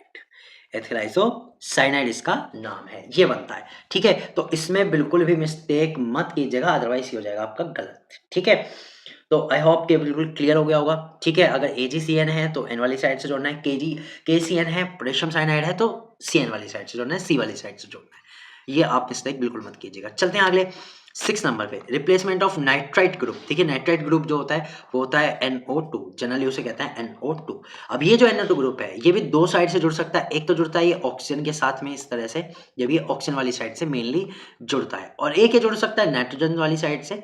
ठीक है, जब ये नाइट्रोजन की साइड से जुड़ सकता है, ओके, एक इस तरह से जुड़ सकता है। तो ये भी दो टाइप से जुड़ सकता है, एक तो जब ये ऑक्सीजन के साथ जुड़ रहा हो और एक जब नाइट्रोजन के थ्रू जुड़ रहा हो। देखिए इसमें भी दोनों जगह अलग अलग ही हमारे जो रिएजेंट है वो यूज होने हैं। ठीक है, अगर ये ऑक्सीजन वाली साइड से जुड़ता है तो क्या बनता है, ये बनता है फॉर्मेशन ऑफ एल्किल नाइट्राइट बनता है, नाइट्राइट। ठीक है, इसके लिए क्या यूज करेंगे, in the presence of alcoholic KONO। ठीक है, KONO यानी कि KNO2, आप इसे कह सकते हैं पोटेशियम नाइट्रेट यूज करेंगे आप। ठीक है, एल्कोहलिक पोटेशियम नाइट्रेट, यहाँ पे जो न्यूक्लियोफाइल होगा वो क्या होगा, ON डबल बॉन्ड O। ठीक है, ये हमारा न्यूक्लियोफाइल है, इसे हम याद रखेंगे। ठीक है, चलिए रिएक्शन देखते हैं। पहले इसका सब्स्टिट्यूट देखते हैं, ये टूटता कैसे है। KO single bond N double bond O। देखिए इसमें से पोटेशियम आयन अलग निकलता है और O के साथ N और फिर N में डबल बॉन्ड इस तरह से जुड़ा हुआ है, लेकिन यहाँ पे नेगेटिव चार्ज ऑक्सीजन पे आया और ये यहीं से जुड़ना चाहता है, ऑक्सीजन से ही ये जुड़ना यहाँ पे चाहता है जब ये पोटेशियम के साथ होता है। ठीक, अब पोटेशियम के साथ है तो जुड़ेगा, तो देखिए RX हमारा कोई हेलो एल्केन है और KNO अगर हम लिखें तो क्या जुड़ेगा भाई, X को हटा दीजिए और R के साथ लगा दीजिए ONO। ठीक है, और KX हो जाएगा अलग। ठीक है, तो ये हमारा बनेगा। अब इसे हम क्या कहते हैं, इसे हम कहते हैं एल्किल नाइट्राइट, एल्किल नाइट्राइट कहते हैं इसे। ठीक है, चलिए अब कोई रिएक्शन देखते हैं। C2H5Br, आप इसकी जगह Cl भी लिख के कर सकते हो, और KNO। ठीक है, KONO। ठीक, तो क्या बनेगा C2H5 और इसमें जुड़ जाएगा ON डबल बॉन्ड O, और के साथ यानी पोटेशियम के साथ Br अलग हो जाएगा, ये रिएक्शन बनेगी। इसे हम क्या कहेंगे, इसे हम कहेंगे इथाइल नाइट्राइट, इथाइल नाइट्राइट इसे हम बोलेंगे। ठीक है, ये हमारा आंसर हो गया इस वाली रिएक्शन का। तो आई होप कि बहुत सिंपल तरीके से मैं समझा रहा हूँ। काफ़ी सारी replacement, nucleophilic substitution replacement reaction है, वो सभी मैं एक एक के समझा रहा हूँ। कोई भी आपका कोई ग्रुप नहीं छूटेगा, कोई रिएक्शन तो शायद इसमें कोई छूटेगी ही नहीं हेलो एल्केन के लिए। ठीक है, चलते हैं आगे। अब देखते हैं रिप्लेसमेंट ऑफ नाइट्रो ग्रुप। अब आ गया मेन साइड से, अगर हम NO2 वाली साइड से अगर देखें तब क्या बनता है, तब बनता है फॉर्मेशन ऑफ नाइट्रो एल्केन, इसे हम कहते हैं नाइट्रो एल्केन। अब देखिए अगर नाइट्रो वाली साइड से जोड़ना है तो हम यूज करेंगे AgNO2। ठीक है, सिल्वर नाइट्रेट। अगर हमें जोड़ना है ऑक्सीजन वाली साइड से, इस तरह से अगर जोड़ना है ऑक्सीजन वाली साइड से, तो हम यूज करेंगे पोटेशियम नाइट्रेट। Okay, KNO2। ये याद रखिएगा, दोनों में अलग अलग है। क्या दिया हुआ है ये आपको पहचानना पड़ेगा एग्जाम में, और उसके अकॉर्डिंग ही जोड़ना है। ठीक है, सो into the presence of alcoholic silver nitrate, अगर सिल्वर नाइट्रेट की प्रेजेंस में है तो NO2 ग्रुप जुड़ेगा, यानी सिल्वर नाइट के लिए जो हमारा न्यूक्लियोफाइल होगा वो होगा NO2। ठीक है, तो देखिए RX प्लस AgNO2, बताइए क्या बनेगा, इसमें NO2 ही जुड़ जाएगा एज इट इज। तो R के साथ चला गया NO2 प्लस Ag के साथ चला जाएगा X, तो ये हमारा बनता है, इसे हम कहते हैं नाइट्रो एल्केन, इसे हम क्या कहते हैं, नाइट्रो एल्केन कहते हैं। चलिए एक एग्जांपल के तौर पे देखते हैं। R की जगह अगर हम कुछ रख लें एथाइल ग्रुप, और X की जगह अगर हम लिख लें कोई हेलोजन ग्रुप, जैसे C2H5Br रखा हुआ है और AgNO2 के साथ रिएक्शन करें तो क्या बनेगा भाई, Br को हटाना है Ag के साथ। ठीक है, अगर हम इसको हटा दें तो यहाँ पे क्या होगा, C2H5NO2 बनेगा, प्लस बनेगा AgBr सिल्वर ब्रोमाइड। तो ये क्या है, C2H5NO2, ये हमारा नाइट्रोएथेन, नाइट्रोइथेन, ये बन जाएगा नाइट्रोइथेन। ठीक है, आई होप कि इस तरह से तो रिएक्शन बिल्कुल क्लियर हो रही होंगी। तो एक बार इसे मैं आपको छोटा सा तौर पे, छोटी सी जगह पे इसे एक बार रिवाइज करवा देता हूँ कि आपको क्या याद रखना है। देखिए आपको याद ये रखना है कि जब हम किसके साथ रिएक्शन कर रहे हो, जब हम कर रहे हो CN वाले ग्रुप में अगर हमें ऐड करना हो तो दो तरीके हैं। एक तो तरीका होता है कि ये साइनाइड बनाएगा, और साइनाइड तब बनाएगा जब ये C वाली साइड से जुड़ेगा। ठीक है, न्यूक्लियोफाइल होगा CN। ओके, न्यूक्लियोफाइल क्या होगा हमारे पास, CN होगा। ठीक, और अगर ये जुड़ेगा आइसोसाइनाइड वाली साइड से, ठीक है, तब ये जुड़ेगा N वाली साइड से, N triple bond C. Reagent क्या यूज़ करेंगे इसके लिए, ठीक है, अगर हमें CN वाली साइड से जोड़ना है यानी साइनाइड बनाना है तो हम यूज़ करेंगे KCN, और अगर हमें आइसोसाइनाइड बनाना है तो हम यूज़ करेंगे AgCN। इसको याद रखिएगा, ये है हमारे CN यानी साइनाइड ग्रुप के लिए, ठीक, साइनो ग्रुप के लिए। अब देखते हैं अगर हमें नाइट्रो वाले को जोड़ना है तो ये भी दो टाइप से जुड़ता है। एक ये जुड़ता है ऑक्सीजन साइड से इस तरह से, इसको हम क्या कहते हैं, इसको हम कहते हैं नाइट्राइट, इसको हम क्या कहते हैं, नाइट्राइट कहते हैं। और अगर ये जुड़ता है नाइट्रोजन वाली साइड से NO2 साइड से तो इसको हम कहते हैं नाइट्रो, ठीक है। तो अब इन दोनों के लिए क्या यूज करेंगे, देखिए नाइट्राइट अगर जोड़ना है तो हम यूज करेंगे KNO2, और अगर हमें नाइट्रो जोड़ना है तो हम यूज करेंगे AgNO2, और इनके अल्कोहलिक सॉल्यूशन ही यूज होंगे, ये याद रख लीजिएगा। देखिए एक शॉर्ट में मैंने आपको बता दिया, बहुत सिंपल है याद रखना और बहुत ही शॉर्टकट ये ट्रिक है, ठीक है। साइनाइड के लिए अगर साइनाइड जोड़ना है तो CN और KCN यूज करेंगे, और अगर आइसोसाइनाइड जोड़ना है N की साइड से, नाइट्रोजन साइड से, तो यूज करेंगे AgCN। इसी तरह से अगर NO2 में ONO बनाना है यानी नाइट्राइट जोड़ना है, नाइट्राइट बनाना है तो KNO2 यूज होगा, और अगर नाइट्रो बनाना है तो AgNO2 यूज होगा। आप इसको याद रखिएगा, ये इंपॉर्टेंट एक छोटी सी आपकी टेबल हो गई न्यूक्लियोफिलिक सब्स्टिट्यूशन रिएक्शन के लिए, ठीक है। काफी जगह पे ये रिएक्शन आपके काम आएगी। चलते हैं आगे, अब देखते हैं, हम कंटिन्यू करते हैं अपनी 8th reaction, replacement of amine group, replacement of amino group. Amino group के रिप्लेसमेंट के लिए हम क्या इसमें यूज करें, ठीक है, replacement of amino group NH2 group. अब हमें NH2 ग्रुप जोड़ना है, ठीक है, न्यूक्लियोफिलिक सब्स्टिट्यूशन में किसका रिप्लेस कराना है, हाइड्रोजन की जगह NH2 लगाना है। इससे क्या प्रोडक्ट बनेगा, इससे जो प्रोडक्ट बनेगा उनको हम बोलेंगे फॉर्मेशन ऑफ अमाइन, यानी अमाइंस बनेंगे, क्या बोलेंगे उन्हें, अमाइंस, ठीक। अभी कैसे करते हैं, ऑन हीटिंग विद NH3। देखिए बहुत सिंपल सा है, कह रहे हैं कि गर्म कर दो किसके साथ, NH3 यानी कि अमोनिया के साथ। अगर आप इन्हें गर्म कर दोगे तो बन जाएगा, ठीक। यहाँ न्यूक्लियोफाइल जो है वो क्या है, NH2, ठीक है, यानी कि इसमें हाइड्रोजन एक्स्ट्रा है, वही हटानी है बस, ठीक।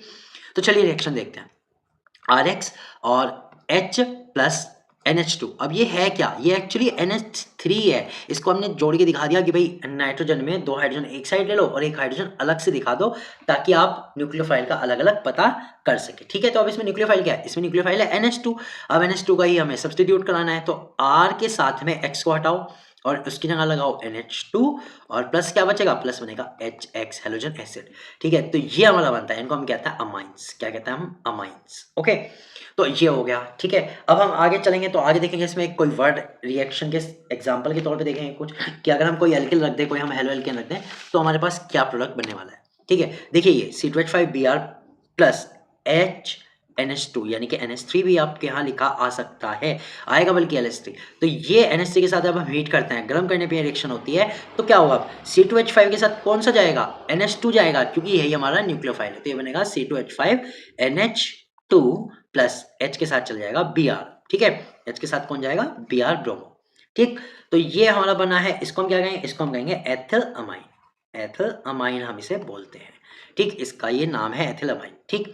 चलिए एक और रिएक्शन देखते हैं, ये है C2H5NH2 प्लस C2H5Br, यानी ये कहना है क्या इसमें और भी हाइड्रोजन सब्स्टिट्यूट हो सकते हैं, कह रहे बिल्कुल हो सकते हैं, कि भाई C2H5NH2 की भी अगर C2H5Br से आप रिएक्शन कराओ तो ये आगे हो जाएगी। अब क्या होगा, इसमें एक और हाइड्रोजन हट जाएगा, इसमें एक और हाइड्रोजन हट जाएगा, तो यानी बनेगा C2H5N, और इस पे एक और C2H5 लग जाएगा यहाँ से आकर के, ठीक है, यानी कि ये जो है यहाँ जुड़ गया, ठीक। और प्लस एक हाइड्रोजन इस पे ऑलरेडी रहेगा, और एक हाइड्रोजन हटके किसके साथ चला जाएगा, इसका एक हाइड्रोजन Br के साथ चला जाएगा, ठीक है, ये बनाएगा HBr, ठीक। तो ये बनाया, अब ये क्या है, ये इसका नाम है डाई इथाइल अमाइन, इसका नाम है डाइथाइल अमाइन, क्योंकि दो एथाइल ग्रुप अमाइन से जुड़ गए हैं। तो देखिए इस रिएक्शन में कंटिन्यूटी होती है कि अगर और भी आपके पास अगर और हेलो एल्केन है तो वो एक और हाइड्रोजन हटाएगा और उसकी जगह भी एक एथाइल ग्रुप या फिर मेथाइल ग्रुप अगर वाला है तो वो जुड़ जाएगा, ठीक है। तो इसमें सारे हाइड्रोजन तक रिप्लेसमेंट हो सकता है।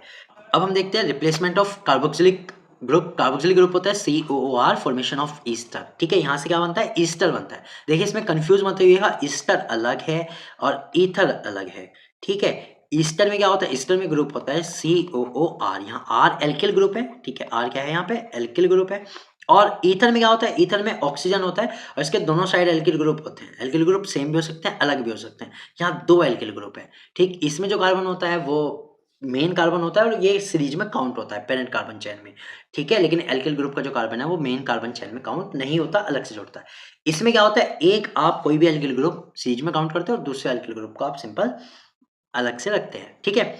तो ये दोनों अलग अलग है, ईस्टर अलग है और ईथर अलग है। यहाँ आप बात कर रहे हैं हम ईस्टर की, फॉर्मेशन ऑफ ईस्टर किससे, COR से। तो कैसे बनता है? On heating with silver salt of fatty acid, ये कहते हैं silver salt of fatty acid के साथ गर्म करने पर ये बनता है। तो सिल्वर सॉल्ट होते क्या है? देखिए RCOO, अब R की जगह अगर आप सिल्वर लगा दें तो इसे हम कहते हैं silver salt of fatty acid, ठीक है। यहाँ न्यूक्लियोफाइल क्या है? न्यूक्लियोफाइल है COOR, ये हमारा न्यूक्लियोफाइल है यहाँ पे, ठीक है। तो चलिए देखते हैं क्या रिएक्शन इसमें होने वाली है, ठीक। तो हम रिएक्शन देखते हैं RCOOAg पॉजिटिव RX, ठीक है। अब हमें पता है न्यूक्लियोफाइल हमारा इतना है, ये हमारा न्यूक्लियोफाइल है, ये न्यूक्लियोफाइल है, तो ये किसको सब्स्टिट्यूट करेगा? हैलोजन को। हैलोजन यहाँ से अलग होगा और हैलोजन किसके साथ जाएगा? सिल्वर के साथ, ठीक है। इस तरह से प्रोसीड होगा। तो हमारा बनेगा RCOO और ये वाला R इसमें जुड़ गया, इसके आगे डैश लगाओ तो डैश लगा दो प्लस, और बन जाएगा AgX सिल्वर हैलाइड। तो ये बनता है, इसको हम क्या बोलते हैं? इसको हम बोलते हैं ईस्टर ग्रुप। क्या बोलते हैं? ईस्टर ग्रुप, ठीक। तो चलिए अगली रिएक्शन देखते हैं। ये हमारी रिएक्शन आई विद एग्जांपल और मतलब पूरे एल्किल ग्रुप वगैरह की जगह पे लिखे हुए। C2H5COAg, ये क्या है? ये है सिल्वर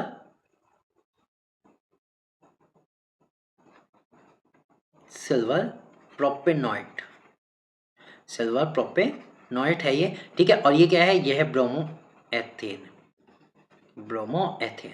अब क्या होगा? देखिए यहाँ पे हमारे पास ये बताइए, इसमें जो सिल्वर को अगर हम छोड़ दें तो न्यूक्लियोफाइल ये पूरा है C2H5COO तक, ठीक है। ये न्यूक्लियोफाइल है पूरा, यही न्यूक्लियोफाइल इस वाले एल्किल ग्रुप के साथ जुड़ेगा जो हेलो एल्किन के साथ है। तो ये बनेगा C2H5COO C2H5। यहाँ पे जो ये C2H5 दूसरा जुड़ा है जो हेलो एल्किन से है वो ऑक्सीजन के साथ जुड़ा है, तो ये पेरेंट कार्बन चेन में काउंट नहीं होता और साथ में AgBr तो अलग हो जाएगा सिल्वर ब्रोमाइड। अब इसका क्या नाम है? इसका नाम होगा इथाइल। ये इथाइल ये वाला है जो ऑक्सीजन के साथ जुड़ा हुआ है, क्योंकि पेरेंट कार्बन चेन में काउंट नहीं होता। और ये अब 2 कार्बन यहाँ है, 1 कार्बन यहाँ है, तो ये जुड़ेगा प्रोपेनॉइड, ये बन जाता है इथाइल प्रोपेनॉइड, ठीक है। ये हमारा आंसर हो जाएगा। देखिए नो न्यूक्लियोफिलिक सब्स्टिट्यूशन रिएक्शन हो चुकी है। न्यूक्लियोफिलिक सब्स्टिट्यूशन के मैंने 9 एग्जांपल आपको करा दिए हैं। आई थिंक कोई रिएक्शन ही शायद रही हो, ठीक है। अब 10 और देख लेते हैं। Replacement of alkenyl group. Alkenyl group होता है ये जिसमें कार्बन कार्बन के बीच ट्रिपल बॉन्ड होता है, यानी इस पूरे का ही हम रिप्लेसमेंट करा रहे हैं एज ए न्यूक्लियोफाइल। अब यहाँ से क्या बनता है? Formation of higher alkyne. इससे क्या बनता है? और ज़्यादा बड़े एल्काइन बन जाते हैं। इसके लिए हम क्या यूज़ करने वाले हैं? On heating with silver alkenyl. Silver alkenyl के साथ यूज़ कर रहे हैं और इसमें न्यूक्लियोफाइल जो होगा वो होगा C∼CH, ठीक है। अब यहाँ जो C∼CH आया, मैं आपको बता दूँ यहाँ H हो भी सकता है और नहीं भी हो सकता, यहाँ पे कोई एल्किल ग्रुप भी हो सकता है, लेकिन इधर से एक जगह क्योंकि सोडियम के साथ हट के आया है तो ये ब्लैंक दिखाते हैं। इधर आप H भी जोड़ सकते हो, हाइड्रोजन भी जोड़ सकते हो, कोई एल्किल ग्रुप भी जोड़ सकते हो, ठीक है। ये हमारा न्यूक्लियोफाइल होगा। तो देखते हैं सबसे पहले RX, कोई एक वर्ड रिएक्शन लिख के देखते हैं। RX यानी हेलो एल्केन Na∼C∼CR, ठीक है। अब यहाँ पे क्या हुआ? यहाँ देखिए हाइड्रोजन नहीं है, यहाँ हाइड्रोजन मैंने जोड़ा हुआ था, यहाँ मैंने उसकी जगह एल्किल ग्रुप जोड़ के दिखाया। तो क्या बनेगा? यहाँ से बताइए क्या बनेगा भाई? देखिए ये पूरा न्यूक्लियोफाइल है, ये पूरा न्यूक्लियोफाइल है। यहाँ C से शुरू होकर C∼C और R, ये जो है हमारा ये न्यूक्लियोफाइल है और ये हमारा जो Na है वो X को लेके अलग हो जाएगा। तो R C∼C और R डैश प्लस NaX, यहाँ से ये इसके साथ सब्सटीट्यूट हो जाएगा। इस तरह से ये रिएक्शन हो गया और यहाँ पे ये बनेगा। अब ये है क्या? ये जितना भी हमारे पास जो एल्किल ग्रुप था, एल्केनिल ग्रुप था, उसमें बड़ा कंपाउंड बन जाएगा क्योंकि एक एल्किल सीरीज और इसमें अटैच हो गई, ठीक है, इसलिए थोड़ा सा और बड़ा हो जाएगा, ठीक। चलिए एग्जांपल के तौर पे देखते हैं। C2H5Br Na C∼C अब अगर मैं इसमें देखूँ ये जो न्यूक्लियोफाइल यहाँ तक है C∼C इसमें कितने कार्बन है भाई? इसमें 4 कार्बन है, ठीक है। अब यहाँ कितने कार्बन है? 2 कार्बन है। तो Na जब Br को लेके अलग हो जाएगा तो ये न्यूक्लियोफाइल C2H5 के साथ अटैच होगा। तो कुछ रिएक्शन इस तरह से होगी C2H5 C∼C C2H5। अब पहले वाली रिएक्शन में ये थे, इतना हमारा न्यूक्लियोफाइल था तो 4 कार्बन थे, लेकिन 2 अटैच हो गए तो ये हो गए 6 कार्बन। तो अब ये जो एल्किल ग्रुप है पहले वाले से बड़ा हो गया, हायर एल्काइन बन गया, ठीक है। ये बन गया हायर एल्काइन, तो इसका नाम क्या होगा? इसका नाम होगा 3-हेक्साइन, ठीक है। पहले ये था ब्यूटाइन वाला, लेकिन अभी है ये हेक्साइन वाला 3-हेक्साइन, क्योंकि 6 कार्बन इसमें आ चुके हैं। प्लस बन जाएगा NaBr सोडियम ब्रोमाइड जो बीच में से हटा, ठीक है। तो इस तरह से 10 न्यूक्लियोफिलिक सब्स्टिट्यूशन रिएक्शन मैंने करवाई है, विद एग्जांपल करवाई है। आपको अच्छे से समझ में आ गया होगा और इसके साथ एक वर्कशीट इसमें नीचे अटैच है। आप उसको डाउनलोड कर लीजिएगा और उसको सॉल्व करके मेरे पास जरूर सबमिट कीजिएगा, ठीक है। चलता हूँ अगले टाइप के रिएक्शन पे। देख लीजिए न्यूक्लियोफिलिक के बाद आते हैं एलिमिनेशन रिएक्शन। अब एलिमिनेशन का मतलब क्या होता है? एलिमिनेशन है वही धक्का मार के अलग करना, हटाना, पूरी तरह से रिमूव करना, ठीक है। किसी चीज को अपने पास से हटा ही देना, चले जाओ यहाँ से, हमें जरूरत नहीं है, उसे कहते हैं एलिमिनेशन, ठीक है। अब एलिमिनेशन रिएक्शन में हमारी पहली आती है डीहाइड्रोहैलोजिनेशन। देखिए वर्ड बड़ा है लेकिन समझना आसान है। डीहाइड्रो, डी मतलब होता है किसी भी चीज की कमी करना, हाइड्रो मतलब पानी की, हैलोजिनेशन मतलब हैलोजन की। तो यहाँ से दो चीज हट रही है भाई, ये सिंपल सी बात करें, एक तो हाइड्रोजन हटाओ, सॉरी हाइड्रो मतलब हाइड्रोजन, और एक हटाओ हैलोजन। ये कह रहे हैं इन दोनों की अगर आप कमी कर दो, इन दोनों को आप अगर एलिमिनेट कर दो तो उसे कहते हैं एलिमिनेशन रिएक्शन, ठीक है। चलिए डिटेल में पढ़ते हैं। In the presence of concentrated alcoholic solution of potassium hydroxide, concentrated alcoholic solution of potassium hydroxide की प्रेजेंस में, यानी KOH जो है alcoholic solution of KOH की प्रेजेंस में, हेलोएल्केन फॉर्म एल्कीन बाय डीहाइड्रोहैलोजिनेशन। ये कह रहे हैं जो हेलोएल्केन है वो किस में बदल जाते हैं? एल्कीन में बदल जाते हैं बाय डीहाइड्रोहैलोजिनेशन। दो चीज को लॉस करके, एक हाइड्रोजन और एक हैलोजन को लॉस करके। These reaction are called beta elimination reaction. In reaction को हम क्या कहते हैं? इनको कहते हैं बीटा एलिमिनेशन रिएक्शन। अब कहते हैं क्यों है? Because hydrogen atom of the haloalkane which is eliminated from comes from the beta carbon. ये कह रहे हैं भाई देखो, हेलोजन जहां से जा रहा है, लेकिन जो हाइड्रोजन इसमें से जाता है, क्योंकि हाइड्रोजन को भी हटा रहे हैं, ठीक है, तो जो हाइड्रोजन जाता है वो बीटा कार्बन से आता है। बीटा कार्बन कौन सा होता है? वो होता है carbon next to carbon from which halogen is attach, उस कार्बन से नेक्स्ट जिस पर हेलोजन अटैच है, ठीक। तो चलिए देखिए इसे डिटेल में एग्जांपल के साथ देखें तसल्ली से, तब आपको इजीली समझ में आएगी, ठीक है। चलिए मैं एक ग्रुप बनाता हूँ, CH, एक और हाइड्रोजन यहाँ, सिंगल बॉन्ड, यहाँ पे एक हाइड्रोजन, यहाँ पे एक Cl और एक H। ये लिख लिया मैंने, ये सिंपल लिख लिया। ये हमारा क्या है? ये हमारा क्लोरो, ठीक है, क्लोरो इथेन है। अब मुझे इसका क्या कराना है? मुझे इसका डीहाइड्रोहैलोजिनेशन कराना है। किसकी प्रेजेंस में कराना है? Concentrated alcoholic solution of potassium hydroxide, यानी प्लस कर दूंगा KOH, और किस KOH कैसा होगा? अल्कोहलिक सॉल्यूशन होगा, ठीक। अब मुझे कराना है डीहाइड्रोहैलोजिनेशन, यानी एक तो हाइड्रोजन जाएगा और उसके बाद बीटा कार्बन से हाइड्रोजन जाएगा। देखिए हाइड्रोजन कहाँ है? हाइड्रोजन ये है, ठीक है। अब ये कौन से कार्बन पे? इस वाले कार्बन पे है, ठीक है। अब जब इस वाले कार्बन पे है तो ये हो गया स्टार, हम इसे कहेंगे अल्फा कार्बन, और इसके जस्ट नेक्स्ट होगा बीटा कार्बन, ठीक है, ये वाला। तो ये कह रहे हैं हेलोजन तो इससे जाता है, लेकिन जो हाइड्रोजन जाएगा वो यहाँ से नहीं जाएगा, हाइड्रोजन जो जाएगा वो यहाँ से जाएगा, बीटा वाले कार्बन से। यानी कि जिस कार्बन से हेलोजन हट रहा है उसी कार्बन से आप हाइड्रोजन नहीं हटाओगे, उससे जस्ट नेक्स्ट जो एडजेसेंट कार्बन है, जो बीटा कार्बन है, उससे हाइड्रोजन हटाओगे। यानी कि Cl यहाँ से जाएगा तो हाइड्रोजन यहाँ से या फिर ये वाला या फिर ये वाला, तीनों में से कुछ भी जा सकता है, लेकिन जाएगा बीटा कार्बन से, ठीक। अब क्या बनेगा? देखिए ये जो Cl होता है, ठीक है, ये Cl जाता है K के साथ, पोटेशियम के साथ, और ये जो हाइड्रोजन होता है ये जाता है OH के साथ। तो दो चीज यहाँ से बनती है। उससे पहले मेन प्रोडक्ट क्या बनेगा? देखिए अब यहाँ दो हाइड्रोजन यहाँ रहेगा, एक हट गया, दो हाइड्रोजन यहाँ रहेगा, एक Cl हट गया, तो इनके बीच में आ जाता है double bond CH2, double bond CH2, ठीक। और साथ में क्या बना? साथ में क्योंकि पोटेशियम के साथ क्या जाएगा? पोटेशियम के साथ हेलोजन जाएगा, KCl बनेगा, और जो OH ग्रुप था उसके साथ एक और हाइड्रोजन मिल गया, वो बन गया H2। तो ये रिएक्शन और के प्रोडक्ट बनता है, और मेन प्रोडक्ट हमारा एथीन, मेन प्रोडक्ट हमारा बना एथीन, क्योंकि डबल बॉन्ड इसमें बीच में आ जाता है। तो एक तरह से ये हेलो एल्केन से एथीन, यानी कि क्या हमारा एथीन में कन्वर्जन भी है, या फिर ये कहते हो एल्किन में कन्वर्जन भी है, हेलो एल्केन से एल्किन में कन्वर्जन, ठीक है।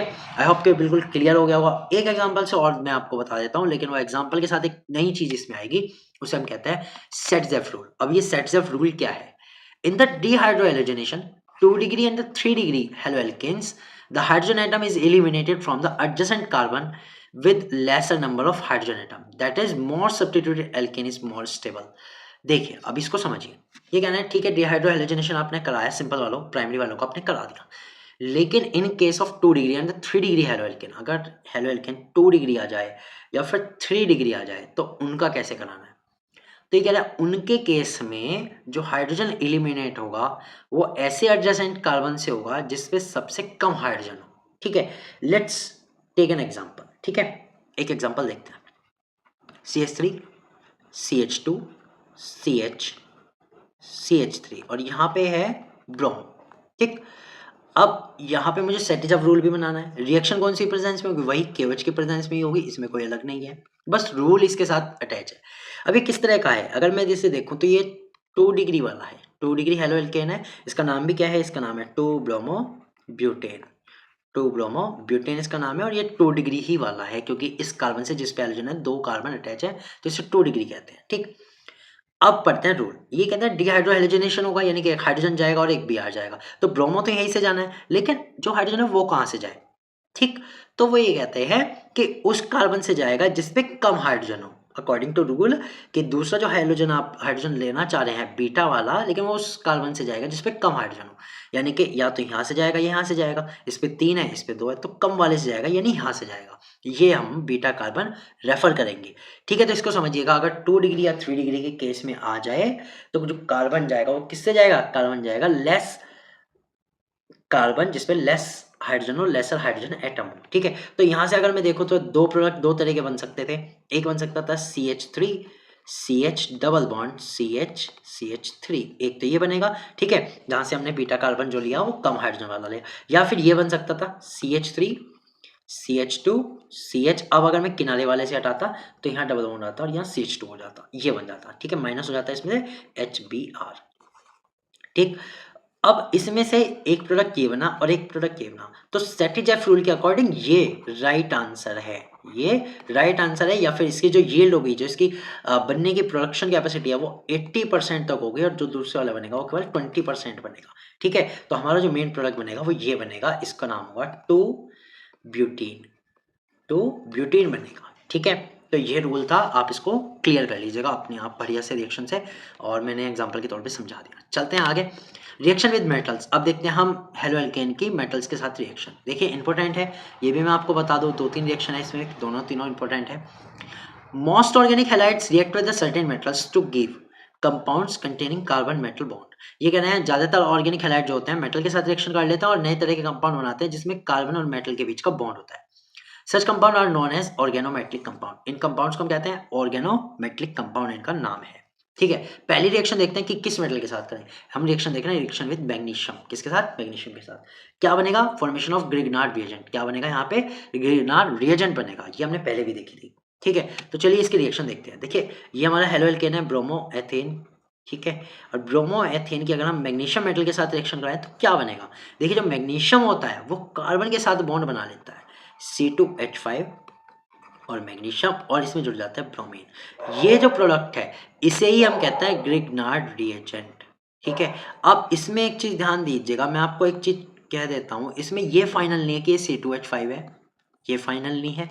मैं ये कहता हूँ ब्रोमीन है, ये भी फाइनल नहीं है।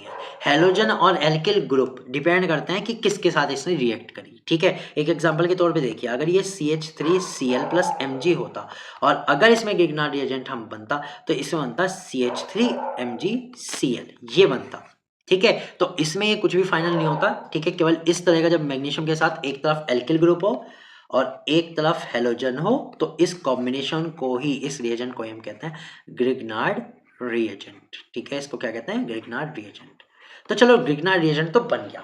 अब क्योंकि रिएजेंट का नाम दिया है तो जाहिर सी बात है इसका कुछ ना कुछ इंपॉर्टेंस जरूर होगा, बिना इंपॉर्टेंस के तो इसमें कुछ होने वाला नहीं है। चलिए इसकी इंपॉर्टेंस देखते हैं। देखिए इसकी जो इंपॉर्टेंस है that Grignard reagent is highly reactive. ये जो ग्रिग्नार्ड रिएजेंट होता है ये बहुत ज्यादा रिएक्टिव होता है। ठीक है, एक बार बना के देख लेते हैं। C2H5 Mg और Br, इसमें कुछ भी सब्सटीट्यूट नहीं होता। ठीक है, सब जुड़ा रहता है। सॉरी, यहाँ पे सिंगल बॉन्ड है, बॉन्ड के साथ ही जुड़ा हुआ है। So Grignard agent is highly reactive, ये बहुत ज्यादा रिएक्टिव होता है and form cross bonding hydrocarbon और heating with water, alcohols and amines. अभी कह रहे हैं कि क्या बना लेता है ये, वाटर के साथ, एल्कोहल के साथ या अमाइंस के साथ रिएक्ट करने पे आपको हाइड्रोकार्बन देता है सिंपल वाले, यानी कि हाइड्रोजन भी हटा देगा और मेटल भी हट जाएगा, सिंपल आपका हेलो एल्केन बन जाएगा। ठीक है, या हाइड्रोकार्बन आपका बन जाएगा। तो चलिए ठीक है, एक रिएक्शन देखते हैं। मान लो एक ये है, ये हमारा ग्रिग्नार्ड रिएजेंट का सिंबल होता है, मैंने अभी बताया था, एल्किल, मैग्नीशियम और कोई हैलोजन प्लस H2। अगर हम इसकी वाटर के साथ रिएक्शन बनाएं तो क्या बनेगा? देखिए बनेगा RH यानी कि हेलो एल्केन प्लस MgOHX, ये बनेगा, ये RH बनेगा, सॉरी यहाँ पे RH आएगा। ठीक है, ये हाइड्रोकार्बन बनेगा, ये सिंपल सी बात कहते हैं तो एल्केन बनेगा। क्या बनेगा? एल्केन बनेगा। ठीक है, इसे सही कर लीजिएगा, ये बनेगा एल्केन। ओके, और साथ में बनेगा MgOHX, और क्या बनेगा? MgOHX। ठीक है, मैग्नीशियम हाइड्रोक्साइड हैलाइड। ठीक है, तो इस तरह से गिगनार्ड रिएजेंट की रिएक्शन कंप्लीट हो जाती है। चलते हैं आगे, रिएक्शन विद सोडियम मेटल। देखिए दूसरे मेटल के साथ रिएक्शन देखते हैं, वो है मेटल सोडियम। इस रिएक्शन को हम कहते हैं वुड्स रिएक्शन। इसका नाम याद रखिएगा, नेम रिएक्शन ज़्यादा इंपॉर्टेंट होती है, इसी को हम कहते हैं वुड्स रिएक्शन। होती कैसे वो देखते हैं। Halo alkane react with sodium metal in the dry ether. Sodium metal के साथ रिएक्ट करते हैं हेलो एल्केन, किसमें की प्रेजेंस में, ड्राई ईथर में रखे हुए, टू गिव हाइड्रोकार्बन। क्या बनता है, हाइड्रोकार्बन बनता है containing double the number of carbon present in the halide. ये कह रहा है लेकिन उसमें जो कार्बन, जो हमारा हाइड्रोकार्बन बनता है, उसमें जो कार्बन के नंबर है वो डबल हो जाते हैं, जितने हैलाइड में थे उसके डबल हो जाते हैं। चलिए एग्जाम्पल के तौर पर देखते हैं। एक वर्ड रिएक्शन लिखते हैं पहले, 2RX। यहाँ RX क्या है, हेलो एल्केन है, ठीक है, हेलो एल्केन। Na क्या है, ये हमारा सोडियम है। और जब ये इसके साथ रिएक्ट करता है तो ये कहते हैं जो दोनों आर होते हैं, दो आर जो अलग अलग है वो आपस में जुड़ जाते हैं, आर आर बनाते हैं। यानी अगर पहले वाले हेलो एल्केन में एक था, एक कार्बन CH3 था, तो यहाँ पे CH3 यानी दो कार्बन हो जाते हैं और साथ बनता है 2NaX। चलिए ये तो हमने देख लिया, इसका एग्जाम्पल के तौर पे देखते हैं कि एग्जाम्पल से क्या हुआ। Twice CH3Cl plus twice Na, क्या होगा। देखिए ये कह रहे हैं कि जो Cl है ये तो Na के साथ चला जाएगा, यहाँ से यहाँ तक का तो हटा दो, और ये जो दो CH3 है, ठीक है, वो आपस में जुड़ जाएंगे CH3। तो अगर मैं इसमें देखूँ तो एक ही कार्बन था, ठीक है, लेकिन अगर मैं इसमें फाइनल प्रोडक्ट में देखूँ तो दो कार्बन आ गए, ठीक है, और इसका नाम हो जाता है इथेन। इसका क्या नाम हो जाता है, इथेन। और जो ये दोनों हैलाइड थे, जो दोनों के हेलोजन एटम थे, वो सोडियम के साथ अलग हो जाते हैं। तो ये हमारा प्रोडक्ट बनता है कि इसमें जो हमारा फाइनल जो कार्बन वाला आता है वो डबल नंबर का आता है, जितने की मेन में, जो मेन हमने हेलो एल्केन लिया था उसमें थे, उसका डबल हो जाता है। ठीक, रिएक्शन को याद रखिएगा, इंपॉर्टेंट रिएक्शन है।